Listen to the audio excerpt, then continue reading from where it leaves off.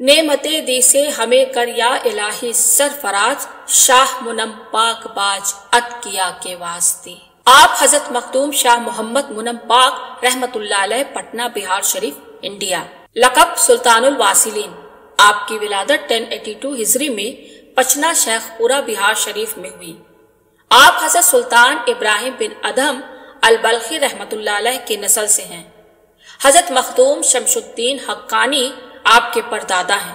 पचना में बुनियादी तालीम हासिल करने के बाद पटना के करीब बढ़ जाकर हजरत दीवान सैयद अबू सईद जाफर मोहम्मद कादरी रहमतुल्लाह अलैह से तालीम हासिल की और उनके विसाल के बाद उनके साहबजादे हजरत दीवान सैयद खलीलुल्लाह से तालीम हासिल की। फिर हजरत दीवान सैयद खलीलुल्लाह रहमतुल्लाह अलैह से बैत की और बातनी तालीम मुकम्मल होने के बाद उनसे खिलाफत हासिल की। फिर पीर के फरमान पर दिल्ली से पटना तशरीफ लाए और शुरू में मिट्टन घाट पर मीर ताकी मस्जिद में कयाम किया और फिर जामे मस्जिद हजरत मुल्ला मितन मस्जिद के पीछे मदरसा में तशरीफ लाए और 40 साल तक तलबा को तालीम देते रहे।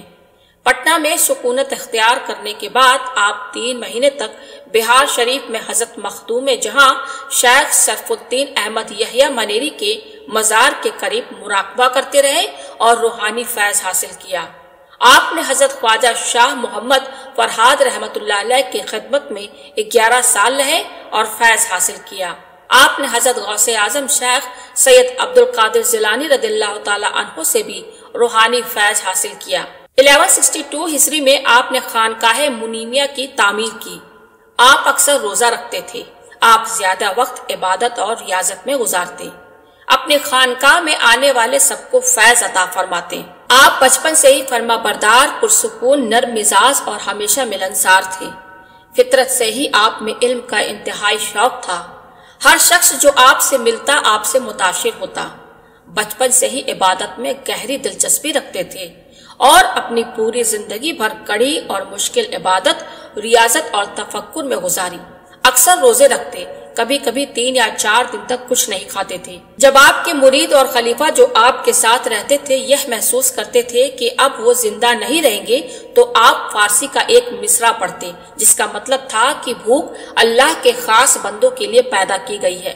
आपके यह अल्फाज सबको रूहानी ताकत से भर देते और भूख या प्यास का एहसास मिटा देते। आपकी कनात इतनी बुलंद थी कि वो कभी कल के लिए कुछ बचाते नहीं थे। जो कुछ भी किसी दिन बच जाता उसी दिन रात तक बांट देते, हत्ता कि जो पानी मटके में बचा होता वो भी रात को गिरा देते। ऐसे बाइखलास और फकीर इंसान के लिए रुपए और पैसे में फर्क करना मुश्किल था। शायद इसी वजह से आपने कभी घर बनाने, शादी करने या बसने का सोचा ही नहीं। आज के दौर में सूफी अदब के मुताबिक आप हजरत मुनम पाक रहमतुल्लाह अलैह को बिहार के अपने दौर के सबसे अजीम सूफी बुजुर्ग माना जाता है। इन जराइक से ये बात सामने आती है कि उन्होंने अपने आप को हजरत मोहम्मद सल्लल्लाहु अलैहि वसल्लम की महफिल में पेश किया। ये रूहानियत के मैदान में एक इंतहाई बुलंद मर्तबा था। इसी वजह से आपको हाजिर बारगाहे लौलाक भी कहा जाता है, यानी हजरत मोहम्मद सल्लल्लाहु अलैहि वसल्लम की बारगाह में हाजिर। इस अकीदे को एक वाक़े से भी तस्दीक मिलती है। जब किसी ने खानकाह मुजीबिया फुलवारी शरीफ के बानी हजरत पीर शाह मुजीबुल्लाह कादरी रहमतुल्लाह अलैह को मुँह मुबारक हजरत मोहम्मद सल्लल्लाहु अलैहि वसल्लम के मुकद्दस बालों से एक पेश किया तो सवाल उठा कि ये असल कैसे समझा जाए। सब ने इत्तेफाक से फैसला किया कि ये मसला आप हजरत मुनम पाक बाज रहमतुल्लाह अलैह के सामने रखा जाए। आपने सब कुछ सुना और कहा कि अगले दिन आना। अगले दिन उन्होंने न सिर्फ इस बात की तस्दीक की कि ये हजरत मोहम्मद सल्लल्लाहु अलैहि वसल्लम की मुकद्दस दाढ़ी का बाल है, बल्कि ये भी बताया कि चेहरे के किस हिस्से से ये बाल है। सब उनके जवाब से मुतमईन हो गए क्योंकि उनका यकीन था कि ये मालूमात हजरत मोहम्मद सल्लल्लाहु अलैहि वसल्लम से पूछकर हासिल की गई थी। तब से लेकर अब तक किसी ने कभी मुँह मुबारक पर शक नहीं किया। दिल्ली में कयाम के दौरान आपने 3 किताबें लिखी हैं, मुकाशफाते मुनीमी, इल्हामाते मुनीमी, मुशाहिदाते मुनीमी। एक मर्तबा गुरबख्श नामी हिंदू योगी आपकी बारगाह में आया। उसने बताया कि मैं कृष्णा का बहुत बड़ा भक्त हूँ और उसके दीदार दर्शन करना चाहता हूँ। ایک عرصے سے دیدار کے لیے پورے ہند میں سفر کر رہا ہوں۔ اس دوران بہت سارے یوگی سے ملاقات ہوئی مگر کوئی مجھے کرشنا سے دیدار نہیں کرا سکا۔ آپ کے بارے میں سن کر بڑی امید لے کر آپ کے پاس آیا ہوں۔ آپ نے اسے دھیان مراقبہ کرنے کے لیے فرمایا۔ دھیان کے دوران وہ خوشی سے جھومنے لگا اور جھومتے جھومتے بے ہوش ہو گیا۔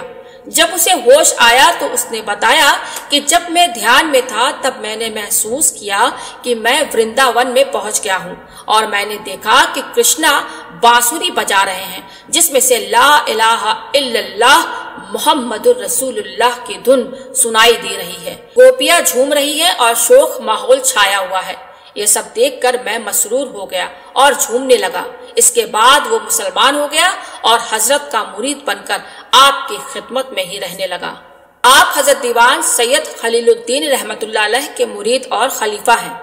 حضرت نے آپ کو قادری قطبیہ، چشتی خضری اور سہراوردی فردوسی سلسلے کی خلافت عطا فرمائی ہے۔ آپ کو حضرت میر سید اسد اللہ رحمت اللہ علیہ سے نقشبندی ابو العلائی سلسلہ کی خلافت ملی ہے۔ آپ کا وصال 11 رجب 1185 ہجری کو 103 سال کی عمر میں ہوا۔ آپ کا مزار پٹنہ بہار شریف میں جامع مسجد کے بغل میں ہے۔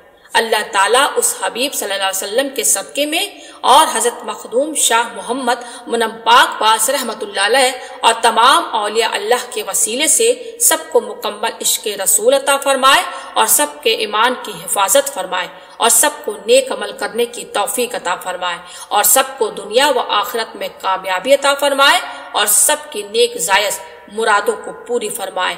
آمین۔